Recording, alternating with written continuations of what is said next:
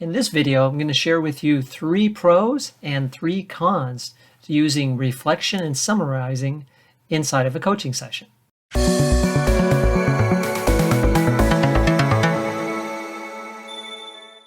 In coaching sessions, we love to use reflection and summarizing with our clients. And for good reason. It's a powerful technique that many coaches use. There are pros and cons to using this technique within a coaching session. I'd like to share them with you today so that it might help you to improve your coaching sessions going forward. So let's first look at the pros. Pro number 1 to using reflection and summarizing is that it can help a client to hear their words said back to them from someone else. It's interesting how this can work, but when they say something that seems fairly strong or rigid or stubborn or controversial, when they hear it said back to them by the coach, it might cause them to stop and reconsider their position and even change their mind. So that can be really effective when using that when you've noticed something that just seems like it could be worth reflecting back to the client. Pro number 2 is that it may then cause the client to think more deeply about a subject. They might realize, yeah, I'd like to think about that some more and perhaps explore that. And we as the coach can ask them, so I've heard you say such and such. Would you like to talk about that a little bit more? And that's how we can reflect back and then explore the subject in greater depth with them rather than go on to what might be our next question. And that can be really useful to the client. And then pro number 3 would be that it helps to confirm to the client that we're tracking with them, that we're in sync with them, we're hearing them, and we're understanding what they're saying. Because when we summarize, we then ensure that we got it. And the client likes to know that, right? So that can be a powerful technique as well. So those are the pros of using summarizing and reflecting back. What are the cons?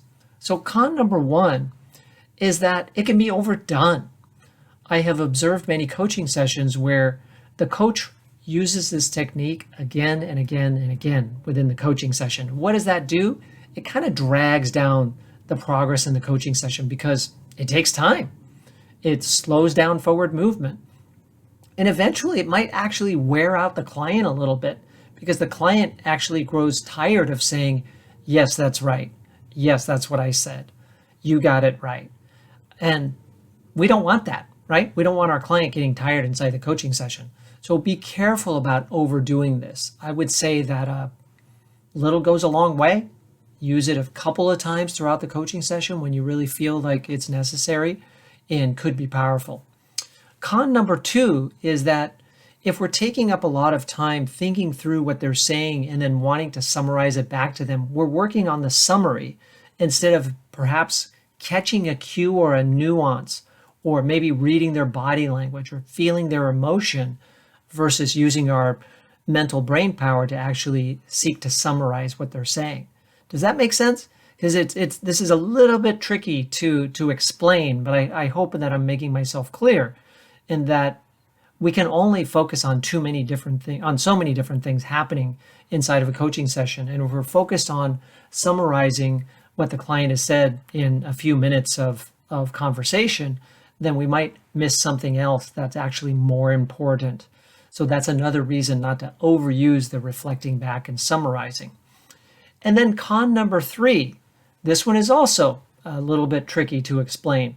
Imagine if we hear the client say something that we feel is too strong, represents too much stubbornness, or is too assertive, or for some reason we just feel like this isn't right. And we don't agree with it. And so then we might actually reflect back what we heard the client say because we think they should change their mind, that they should change that statement and say something else. That would be more positive and more likely to lead them to the outcome that they wanted. But see, that would be a coaching trap, wouldn't it? Because now we're leading the conversation and we're directing it in the way that we think it should go because we disagree with what they've said. When we reflect back something, we want to reflect it back without judgment. We're reflecting it back in a neutral sense and asking them to consider it anew. And does it change their mind? We're not attached to that reflection changing their mind, right?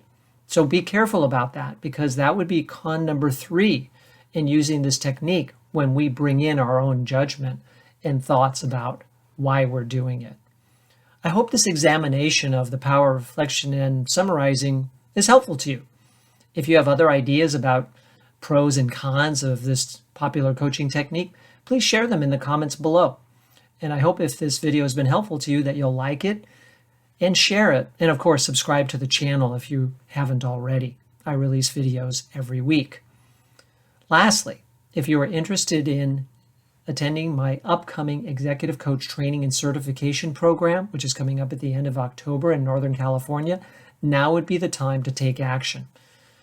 Explore the website at BAERexecutivecoachtraining.com, read all about it, schedule time on my calendar if you have questions you'd like me to answer, or email me at michael@BAERexecutivecoach.com, and I'll get back to you right away since time is limited to register and make travel arrangements to join me in Northern California for my next coach training program. I hope to see you there. Thank you very much.